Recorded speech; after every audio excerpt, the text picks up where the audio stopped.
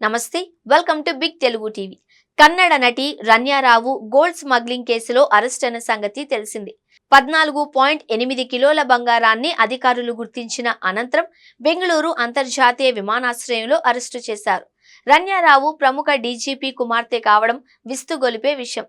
తాజా సమాచారం మేరకు రన్యారావుకు కోట్లాది రూపాయల విలువ చేసే 12 ఎకరాల భూమిని కర్ణాటక ప్రభుత్వం కట్టబెట్టిన విషయం బయటపడింది. 2023లో కర్ణాటక పారిశ్రామిక ప్రాంతాల అభివృద్ధి బోర్డు 12 ఎకరాల పారిశ్రామిక భూమిని రన్యారావు కోసం కేటాయించింది. 2023 జనవరిలో బసవరాజ్ బొమ్మాయి సారథ్యంలోని బీజేపీ ప్రభుత్వం రన్య, ఆమె సోదరుడు రిషబ్ డైరెక్టర్లుగా ఉన్న క్షీరోడా ప్రైవేట్ లిమిటెడ్కు భూమిని మంజూరు చేసింది.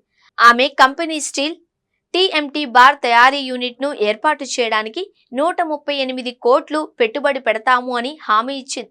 ఈ భూమి తుమకూరు జిల్లాలోని సిరా పారిశ్రామిక ప్రాంతంలో ఉంది. 137వ రాష్ట్ర స్థాయి సింగిల్ విండో క్లియరెన్స్ కమిటీ సమావేశంలో కేటాయింపునకు ఆమోదం లభించింది.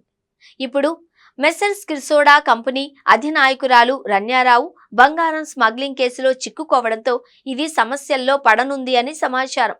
రన్యారావు కంపెనీ స్టీల్, టీఎంటీ బార్లు, రాడ్లు, ఇతర అనుబంధ ఉత్పత్తుల తయారీ యూనిట్ను ఏర్పాటు చేయడానికి ప్రతిపాదనను పంపారు.